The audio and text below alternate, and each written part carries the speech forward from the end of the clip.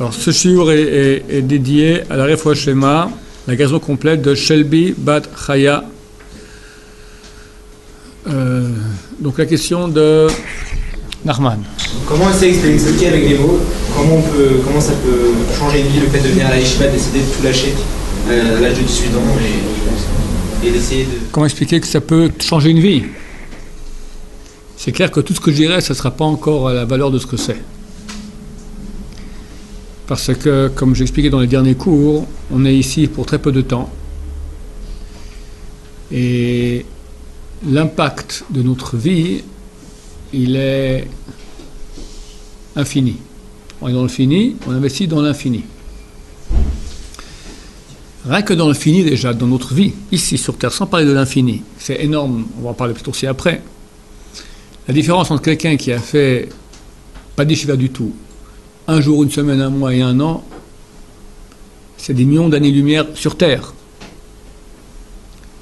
Après un an de yeshiva, t'es pas le même. Tu reçois la Torah c'est la parole de Hachem. Tu dis de 8 à 9 heures par jour la Torah d'Hachem, ça change ta face. Tu peux voir quelqu'un après 6 mois, il n'a pas la même tête. Pas qu'il a la barbe, mais il est lumineux, ça se voit.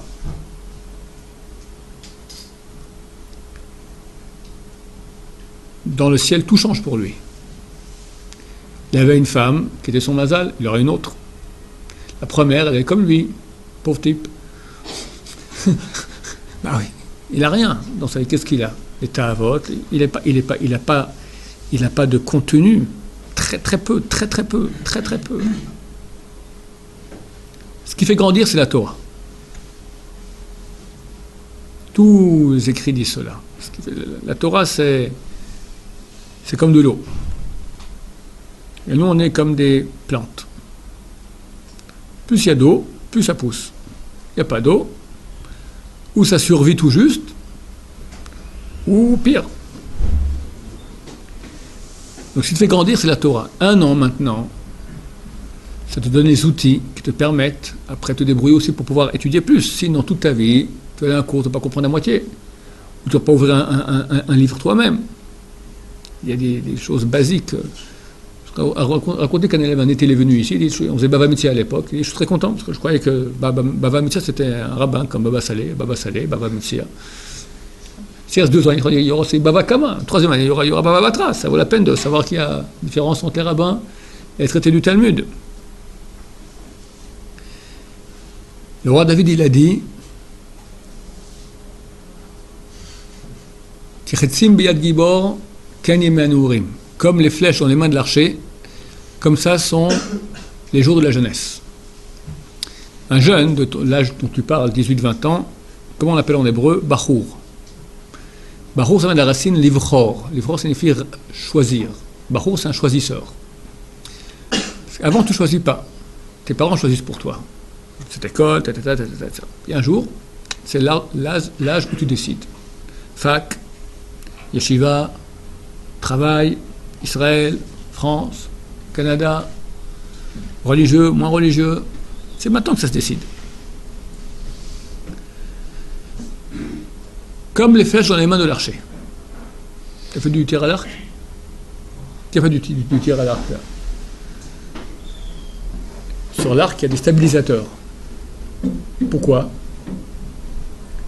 Parce que quand on tend, c'est difficile, il y a un effort, ça tremble. Et alors, combien ça tremble? Moins d'1 millimètre.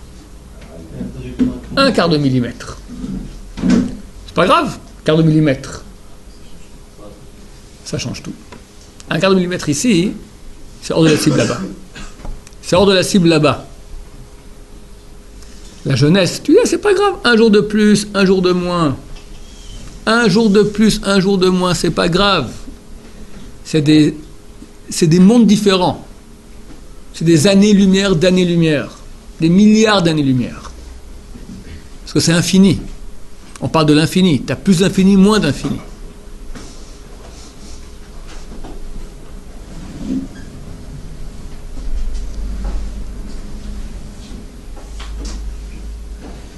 Et un impact à tous nos actes. Quand tu sais moins, tu vois moins la Shiva, tu sais moins, tu agis moins bien, il y a des erreurs. tu restes dans la mouise. Tellement de gens écrivent, tellement de problèmes, tellement de choses. La vie, c'est pas facile.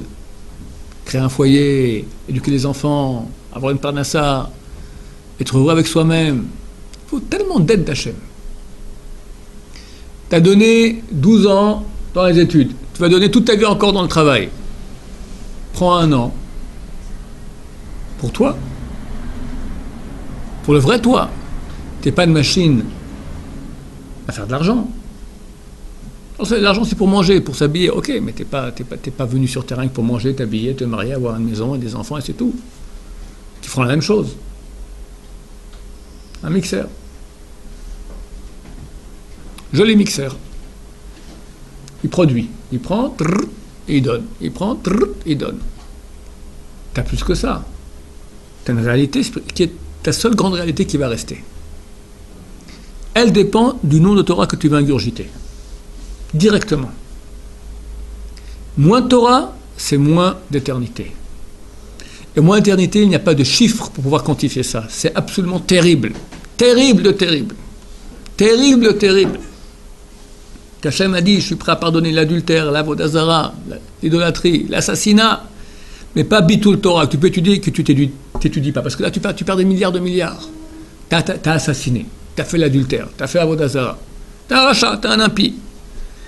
T'iras, tu purgeras ta peine. Ok, terminé. 1, 10, 20, 100, 1000 ans dans les chaudrons. Allez, toutes les nuits avec une autre femme adultère. Ok. Il a 1000 ans dans les chaudrons. Après 1000 ans, il rentre au Lamaba. Il a l'infini. Donc il y a une fin au mal. Mais le manque de bien. La Torah, c'est du bien. C'est ce que tu as quand tu rentres au paradis. T'as rien fichu. T'as pas été en enfer. Ou peu de temps. Alors tu quittes l'enfer, tu arrives maintenant au paradis, mais t'as rien. Nul. La seule langue qui est au paradis, c'est Torah. Hachem donne un chiour. Hachem donne un chiour. Donne des explications profondes, des jouissances énormes. Et tout le monde kiffe. Et toi, tu comprends pas, c'est en chinois. En araméen. C'est en fonction de ce que tu amènes du Olam Hazé que tu peux avancer là-bas. Comprenez que ce monde, il est très très court. Et ce qu'on fait en peu de temps, ça a un impact pour toujours. Maintenant, tout se joue quand ? En 18 et 22 ans. L'âge des choix. Après, tu peux encore choisir, mais c'est là beaucoup plus dur. Tu es déjà dans une voie, changer c'est dur. Quand Hachem tend la main, il y a des gens qui ont la chance de venir ici à la Yeshiva, il te tend la main, il t'a amené ici, c'est combien c'est dur ? Combien dans le ciel, les grands-parents, les arrières, les ancêtres, tout ça, ils prient, vas-y, allez pour mon petit-fils là-bas, allez, ils prient. Et Hachem va, il amène ici. Tu y es. Il n'y a aucune bonne raison de partir. Aucune bonne raison de partir n'existe au monde, si ce n'est que les Yetzirah. Il me dit oui, mais. Les Yetzirah commencent toujours par le mot oui. Parce qu'il ne peut pas répondre à ce que je dis, parce que je dis c'est intelligent. Le Yetzirah, il est bête, il travaille plus au niveau des pulsions. Mais c'est dur, mais je dois réfléchir, mais mes parents, mais ma copine, etc., etc. Et qu'est-ce que le Yetzirah, il est prêt à payer ?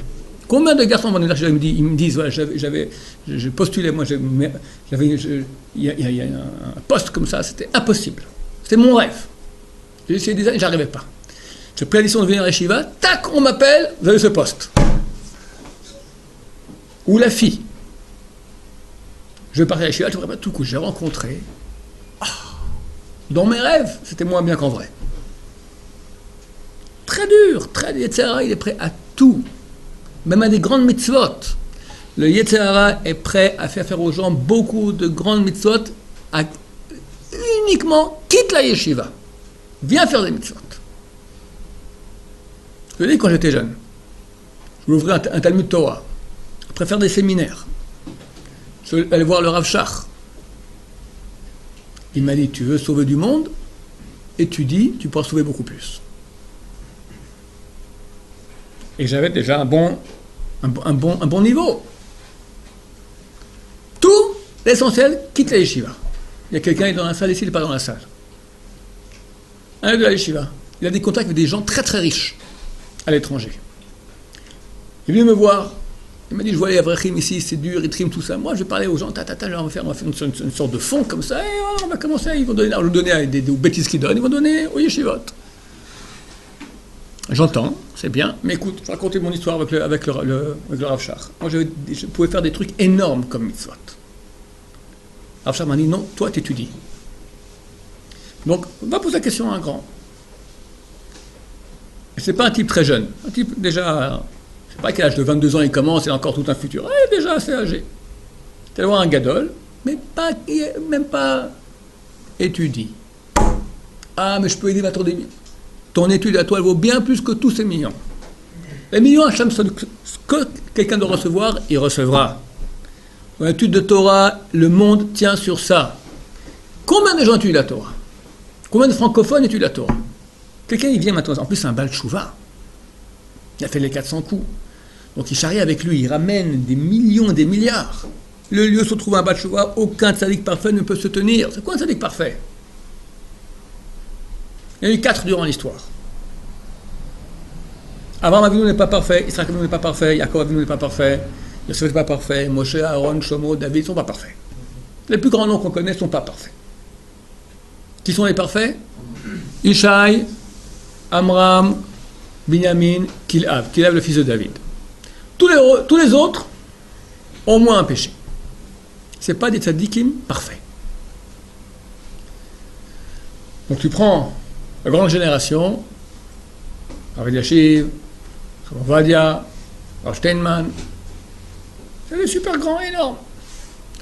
Tu leur dis Chafetz Chaim, ils disent, qui suis-je moi pour Chafetz Chaim? Chafetz Chaim, tu lui dis, Gaon de Vilna, il se met à pleurer. Moi, Gaon de Vilna, c'est comparable. Gaon de Vilna, ses élèves lui ont demandé, à son élève, le Rav Chaim Volozhin était l'élève du Gaon de Vilna.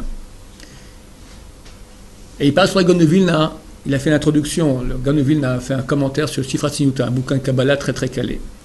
Le Rav Chaim Volozhin a fait l'introduction à ce livre-là. Et là-bas, il raconte qu'est le Gaon de Vilna. Inimaginable. Il étudiait 5h30, dormait une demi-heure. Étudiait 5h30, dormait une demi-heure. Toute sa vie comme ça. Et quand il dormait, pas il rêvait de bêtises. Il montait dans les yeshivot d'en haut et apprenait la Torah là-bas. Dans Sifrat Sinyuta, il écrit un moment, je tiens sur Chidouche de Yaakov Avinu.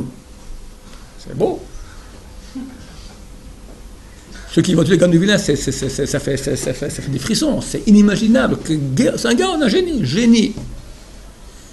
Une fois, il parlait comme ça, et toujours il parlait en hébreu. Le Rav Chaim Volozhin, il parlait yiddish toute la semaine, Shabbat, il parlait en hébreu.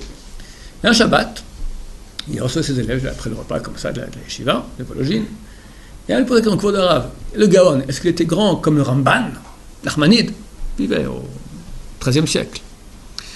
Le Rav Chaim Volozhin était tellement choqué qu'il me parlait en yiddish. Il dit quoi? Avec tout ce que j'adule mon maître, le Gaon de Vilna. Tout ce qui était grand, comparé au Ramban, peut-être que mon brave, le Gaon de Vilna, était comme l'élève de l'élève du Ramban.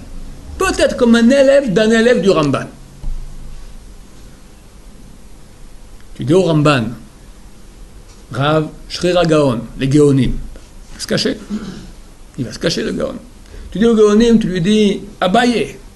C'est le Gaon qui va se cacher. Tu dis Abaye, tu lui dis Rav. 2 générations, 3 générations avant. Il dit Rav. Moi, Abaye, j'ai dit que nous, aujourd'hui, quand on fait quelque chose en Torah, c'est comme si on a un mur de cire et tu fais un petit trace avec ton ongle. C'est rien, c'est de la nullité. Tu dis à Rav les Tanaïm, Rabbi Yochanan ben Zakkai. Rabbi Yochanan ben Zakkai, il dit, moi, j'ai appris de mes maîtres. Rabbi Yochanan ben Zakkai, il y a une page dans Souka qui raconte qui il était. Il savait le langage des palmiers, le langage des anges, le langage des démons, Qu'est-ce qu'il ne savait pas? Tout, à l'envers, à l'endroit. Kabbalah, Maaseh, Maaseh Merkaba, Maaseh Bereshit, tout ce que tu veux. Il dit, je n'ai appris de mes maîtres que ce qu'un chien avale de l'océan. C'est pas une blague, c'est une façon de parler. On parle des prophètes.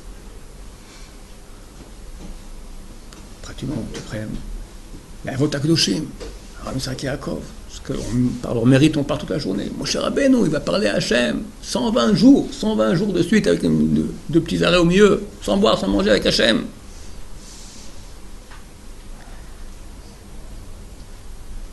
Tu prends David, un petit Français de 20 ans, qui chaque jour il est en boîte.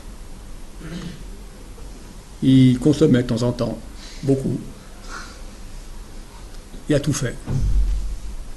Puis il dit, allez, je tente le coup, la yeshiva.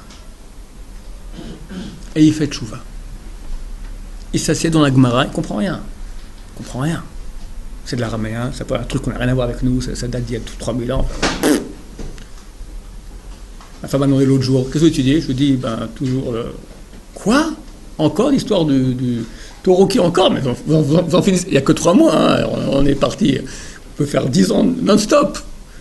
Je lui dis, non, mais une fois il a encore une vache, une fois il a encore un homme, une fois une fille. C'est différent chaque fois. Un rapport avec la choucroute, aucun. Et le type, il s'assied. Alors il tient un quart d'heure, il se lève. Après il revient, il se rassied. Combien c'est beau aux yeux d'Hachem. Combien c'est beau aux yeux d'Hachem. Eh bien ce type-là, David, il est plus haut que tous les noms que je viens de citer. Rav Ovadia, Rav Shteman, Chavetz Chaim, Gaon de Vilna, Ramban, les Géonim, Abaye, Rav, Rabbi Shimon Bar Yochai, les prophètes, Abraham, Yitzhak, Yaakov, Moshe Rabbeinu, David. C'est Gemara, Brachot, page 34b. Le lieu où se trouve un Baal Tshuva, aucun tzaddik parfait. J'ai oublié, au-dessus d'Abraham, Yitzhak, Yaakov, tzaddikim parfait. Les tops. Amram, Binyamin, Ishaï, Kilhav. Au-dessus David. Coucou. Hein? C'est le 4e fils de la Shekhinah. David Amelech. Les 4, la vote, c'était les pieds de la Shrina, les roues de la Shrina. Même s'il faisait par de l'eau, Il a fait tchouva. ouais, mais il n'est pas au-dessus dans la vieille Akiva. Il y a d'autres balais de tchouva. Ok, ils sont dans le même club. Mais dans le même club avec Rabbi Akiva. C'est joli. C'est marqué. Uva le Tzion Goel. Et vient à Sion, dans la terre d'Israël, le Goël, le Rédempteur. Pour qui? Au Shaveh Fesha Yaakov, à ceux qui reviennent du péché dans Yaakov. Péché, c'est le plus grave des 3 nouveaux. Tachet, Avon, Pesha. Le plus grave des 3. Il fait tchouva de ça, c'est pour eux que Mashiach vient. Pourquoi on dit que Mashiach vient? Les gens me disent, mais oui, aussi, avant la Shoah aussi, on a cru que Mashiach viendrait. Ouais, mais il y a une nuance entre avant et aujourd'hui. Il n'y a jamais eu de l'histoire autant de tchouva qu'aujourd'hui. C'est le mouvement. Ça y est, on y est. Alors, déjà, en général, ta question, c'est évident, le type, il va venir à l'Yeshiva maintenant, mais je ne sais pas si dans quelques jours, on n'est pas le monde qui fait boum. L'endroit le plus sûr du monde, ça va être ici. Et il ne reste plus beaucoup de temps, soit dans le bon côté. Tu passes à côté, c'est finito. C'est dur au début. Mais ça, Hachem t'a envoyé ici, mon cher ami. C'est que la capacité. Il n'a pas amené n'importe qui. Il t'a amené ici. Tu sais combien dans le ciel il y a eu d'efforts pour ça? Combien il y a eu des gens qui ont dit, des anges de mal qui ont dit non! Il y a eu des mérites, des choses. Enfin, t'es arrivé. Combien d'efforts il y a eu?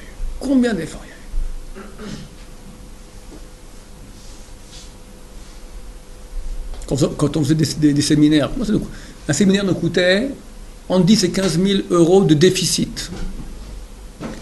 Et après un séminaire, arrivé à la yeshiva, c'était victoire totale. Peut-être 3 par année sur 15 séminaires qu'on faisait. Combien on avait? Et ça, c'est pas rien que de l'argent, l'investissement humain, mais dans le ciel, tout ce qui se passe, tes prières, t'es arrivé, t'es là. Oui. Une personne qui a raté le coche de la yeshiva, qui a déjà fait sa vie. C'est jamais trop tard, on reçoit même des pépés. Comment il faut faire pour. La Gemara dit, celui qui n'a pas étudié quand on était jeune et qui étudie quand on était vieux. Je dis ça. Adir ducha, tashev enosh ad daka.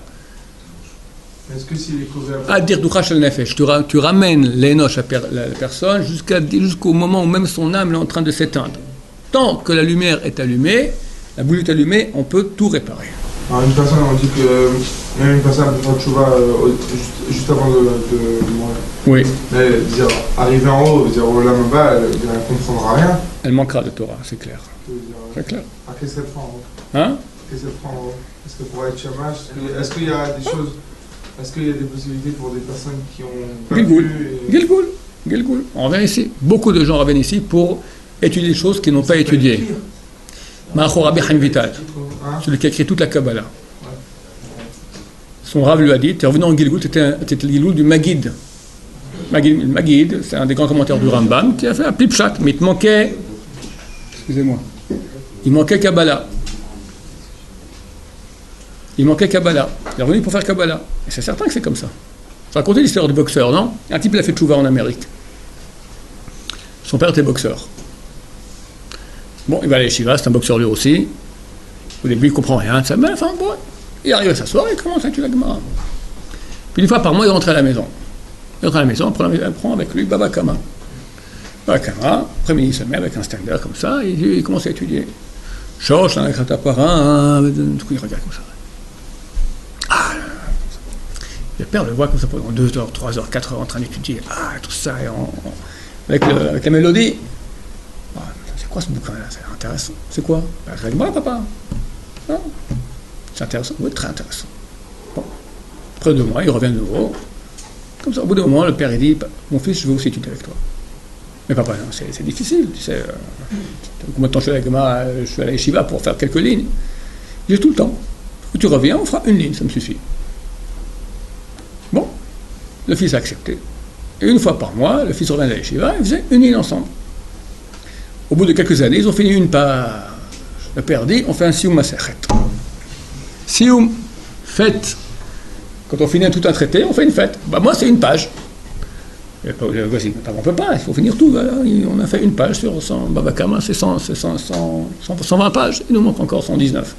Mais mon cher ami, moi, je ne vais pas vivre éternellement. Je veux faire maintenant Sioum. Bon. L'élève, c'est allé voir Rav Moshe Feinstein, qui habitait pas trop loin, le grand Rav de la génération, qui a dit, pas de problème. Et je viens en Sioum. Bon, le boxeur appelle tous ses copains boxeurs.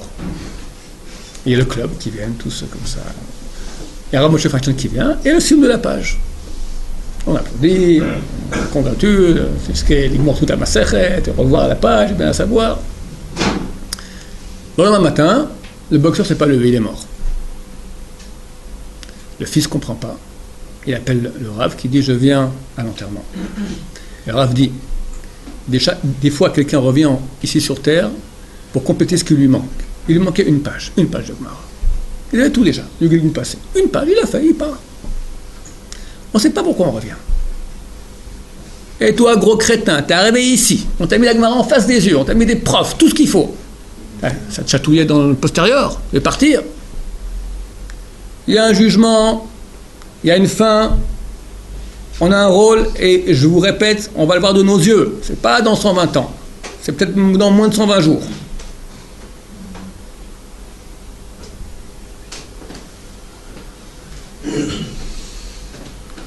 Vous déchirez. Oui. C'est 2 questions, c'est à peu près la même.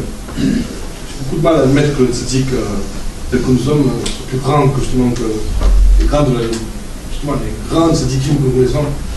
Oui, mais j'ai l'impression qu'on parle du Baal Tshuva parfait, qui est plus grand que le tzaddik parfait. Pas le Baal Tshuva comme nous qui se. Non, c'est pas marqué. Tous. Et deuxièmement, d'après ce que vous avez dit au début du cours, oui, justement, la connaissance de la Torah, le travail par rapport à la Torah, c'est ce qui va faire qu'on aura une bonne réception dans le Olam Haba. Vous n'allez pas me dire que le Baal Tshuva, justement, qui a galéré, qui connaît quelques massacres, a une meilleure réception que Moshe Rabbeinu, qui lui a été amené face à face avec le chien. Tu as très mal compris comment ça fonctionne. C'est bien que tu poses la question, je vais te répondre. Donc, c'est pas marqué que le lieu se trouve les balais de Tshuva Gmourim parfaits, ne peut pas se tenir un tzaddik Gamour, un tzaddik parfait. C'est marqué le lieu où se trouvent les balais de Tshuva, aucun tzaddik Gamour ne peut se tenir. Bal Tshuva. Et la raison est très simple. Le tzaddik Gamour, il commence à un endroit qui est très haut. Et même en bossant beaucoup, il peut avancer que peu. Le Baal Tshuva commence à un endroit qui est très bas. Et il arrivera beaucoup plus bas que le tzaddik.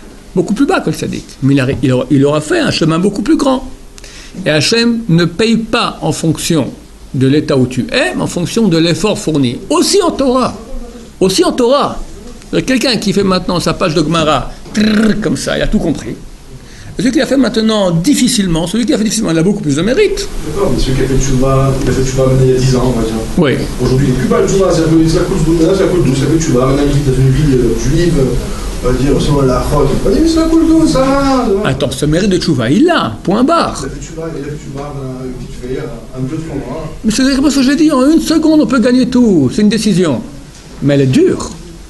Et grâce à cette décision, tu as droit à tout. C'est vraiment c'est vraiment Bachour, c'est le choix.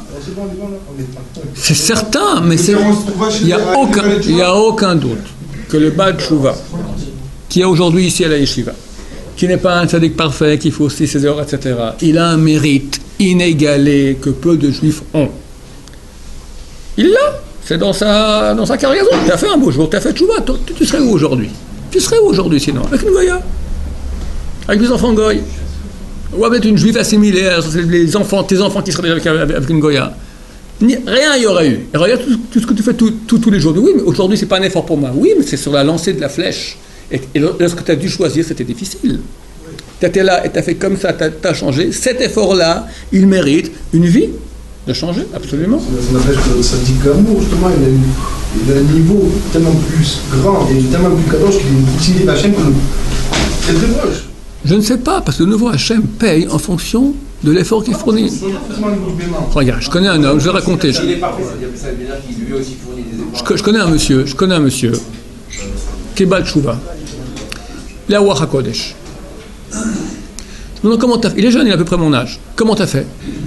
Je fais attention à mes yeux.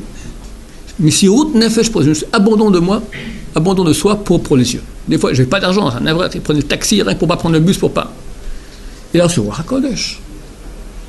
Bon, c'est vrai qu'il n'est pas au niveau des grands de la génération, qui souvent n'ont pas Ruach HaKodesh. Mais tu vois que, néanmoins, Hachem paye en fonction de l'effort fourni. Quand tu me dis que le grand tzaddik, il est très kadosh, oui, mais on voit la Kedusha, de nous, la Kedusha aussi. Elle ne vient qu'en fonction, c'est Tanim Eliyahu. Ayohan avait dit, je conjure la ciel et la terre, que En Ruach HaKodesh Ora al Bel Adam, que le roi que je vient sur quelqu'un qu'en fonction des actions qu'il fait. C'est quoi les actions? L'effort qui est fourni. Vous pensez que Baal Tshuva fait un grand effort maintenant? C'est pas encore aujourd'hui, on est caché. Ah, mon cher ami, tu es après, mais au milieu, c'est pas facile. Rappelle-toi tes débuts. Hein?